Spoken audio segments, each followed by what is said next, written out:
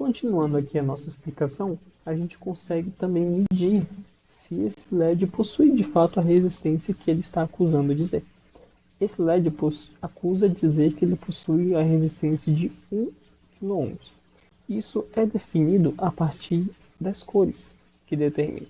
Então existe uma tabela e a partir das cores, da sequência de cores que existe no resistor, a gente verifica qual a sua resistência. Mas a gente pode também verificar isso simplesmente utilizando aqui o multímetro. Então, conectando os terminais do resistor, tanto faz, tá? Pode ser dessa maneira como eu fiz, ou ao contrário. Iniciando a simulação, naturalmente não tem ampere, não tem volt, porque isto não é uma fonte, mas tem resistência porque se trata de um resistor. Então, aqui a gente verifica pelo multímetro que de fato ele registra 1 kΩ, tá? Girando um pouco aqui, ó, para ficar melhor de visualizar. Ó, 1 kΩ. Se a gente aumentar, ele vai registrar uma resistência maior. E por outro lado, se a gente diminuir, ele deve registrar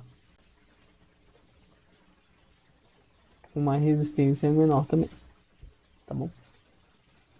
E ó, veja que alterando a resistência do resistor, a gente altera também suas cores, tá bom? Porque, obviamente, porque como foi dito, essa resistência sinalizada no resistor através delas.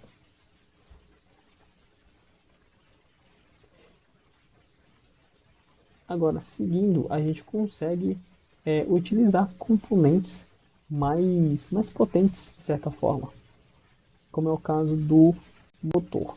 A gente consegue utilizar um motor, tá? Que pode ser utilizado em várias funções, só que para isso vamos precisar de uma bateria um pouquinho maior. A gente estava utilizando agora uma bateria de 3 volts, agora vamos utilizar uma bateria de 9 volts. Veja que os terminais estão muito bem sinalizados, né? O vermelho indicando o polo positivo, o preto indicando o polo negativo. Vamos conectar os dois, iniciar a simulação e pronto. Daqui o motor está girando bastante, tá? Porém, a gente consegue diminuir a velocidade com que esse motor gira, de novo aplicando um resistor. Tá bom? Então dessa maneira a gente consegue controlar o que acontece com esse motor. Então, pronto. Veja com atenção o número de rotações por minuto que está sendo indicado desse motor. Se a gente aumentar a resistência do resistor, naturalmente essa rotação ela vai diminuir. Aumentando mais ainda, ela diminui mais ainda, aumentando mais ainda, diminui mais ainda, e aí assim vai. Por outro lado, se a gente diminuir a resistência do resistor, olha o que acontece. O motor passa a girar bem mais rápido. Né? O que está acontecendo aqui é algo semelhante que aconteceu com o LED.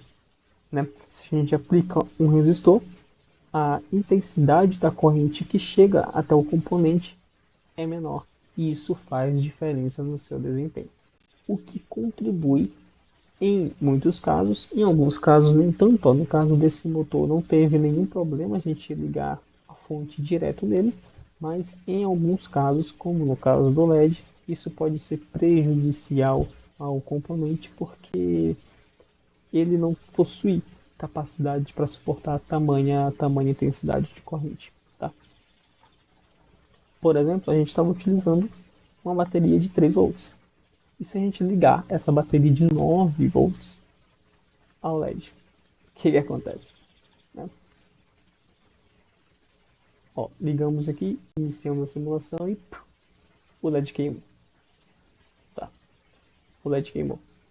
Então aqui é um exemplo do que acontece se a gente colocar uma corrente maior do que o componente consegue suportar.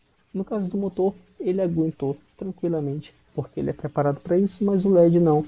O LED ele funciona, né, com uma voltagem, com uma amperagem menor. tá bom?